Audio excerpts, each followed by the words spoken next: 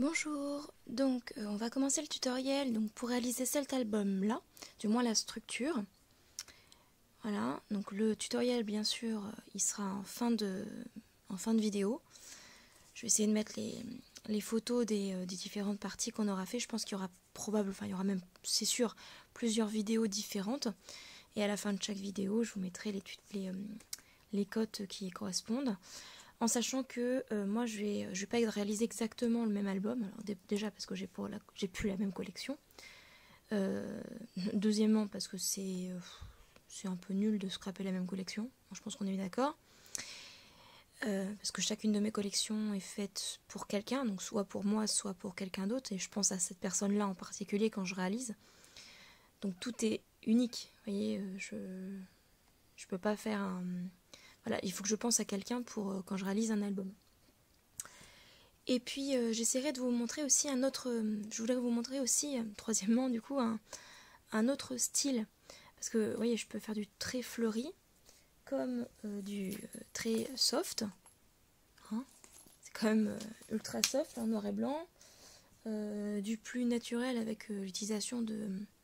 Je pense qu'on le voyait pas très bien dans la vidéo, mais ça a vraiment l'effet bois. Et c'est vraiment structuré comme du bois. Hein. C'est assez bizarre. Et voire carrément du chargé, ultra méga chargé, vous voyez. Donc, on va essayer de faire un autre style. Et pour le coup, ça va être un style un peu plus bohème, épuré, etc. Je vais utiliser une collection d'une marque que vous avez eu l'air de bien aimer, parce que je pense que c'est l'album qui avait reçu le plus de commentaires positifs. C'était l'album Gypsy Forest, fait avec une collection de Floriage Design. C'est la collection que je vais utiliser, moi, c'est la collection Soft and Green. Alors, j'ai déjà prédécoupé certaines feuilles, justement, pour que ce soit plus facile. Et je les ai mis dans un plastique avec des stickers que j'ai achetés en plus. J'ai pas trouvé de stickers Floriage Design, je suis pas sûre qu'ils existent. Mais j'ai trouvé celle-ci. Et c'est Toi et moi, je crois, la collection. Je pense. Et c'est recto verso. Hein. Et je trouvais que ça allait vachement bien avec. Vous avez vu, hein, ce sera du mint, du vert pâle, du orange et du blanc, hein, le thème. Alors, j'ai gardé des feuilles comme ça, mais c'est parce que les versos m'intéressent aussi.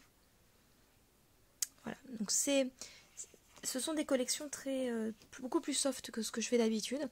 D'ordinaire, c'est pas le genre de truc que j'utilise pour moi, parce que j'aime bien quand c'est chargé, moi.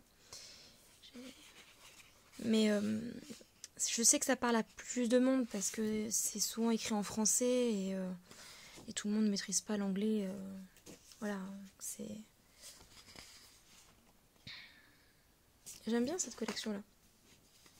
C'est soft, et en même temps, je trouve ça rafraîchissant. Alors, ça change de tous ces cocotiers. Alors c'est sympa, hein, mais soleil, palmier et compagnie...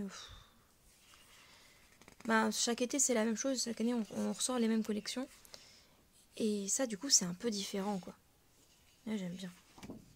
J'aime bien quand c'est un peu différent. Je vous ai montré 2 fois la même page. Je suis en train de me dire. Voilà, donc celle-ci. J'aime bien celle-ci aussi. Très sympa. Donc ça c'est le verso. Celle-ci aussi, sympa. C'est marqué quoi là? Mon bonheur à moi, c'est nos moments à nous, tout simplement. Ah, j'aime beaucoup cette page-là. Je redécouvre en même temps parce que ça fait un moment que je l'ai utilisé, que j'ai acheté cette collection-là. Alors là, c'est du coup, j'ai pas pris que la collection de Floriage Design parce que je pense que vous avez vu, il me manque, je crois, 2 pages. Il n'y avait plus dans mon magasin de loisirs créatifs. Moi, je favorise les magasins du coin. Et moi, j'ai pris cette page-là pour ça. Je sais pas si vous voyez, mais ça fait très tatami, vous voyez. Et c'est Kaisercraft Memory Lane Collection. Et c'est Spring Breeze. C'est quoi ça? Je sais plus ce que ça veut dire. C'est printemps, mais alors printemps de quoi? Mer de printemps, je sais pas quoi. Je sais pas, je me souviens plus ce que c'est courant de printemps. Je sais plus. Ça fait référence à la plage. Ultimate Scrap Collection. Alors là, pour le coup, je ne Studio Light. Je ne sais absolument pas, je connais absolument pas cette marque-là. C'est peut-être super connu, moi je la connais pas. Et c'est... je sais pas si c'est ça le nom ou si c'est ça. J'en sais rien. Toujours est-il que j'ai trouvé ça assez mignon. Voilà. Alors c'est pas les deux mêmes pages. On pourrait croire, mais je trouvais que ça allait vachement bien avec. C'est un petit peu différent. J'ai déjà préparé ma cartonnette. Alors vous voyez, ce ne sera pas la même taille que ça. Mais c'est pas grave. On adapte toujours. D'accord ? Moi, mon autre album, on était sur du 23, je crois. Attendez, je mesure. Ouais, 24 en fait.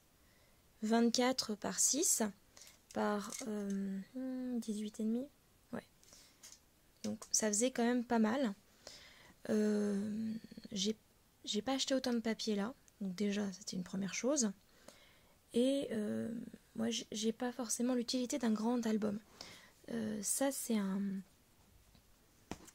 album que j'ai réalisé pour un témoin du mariage de ma collègue. Donc c'est pas pour moi. Là, en l'occurrence, l'album que je vais faire pour vous, le tutoriel que vous m'avez demandé, je vais le réaliser pour moi. Donc tant qu'à faire, autant le faire au format qui, moi, me convient le plus pour mettre mes photos.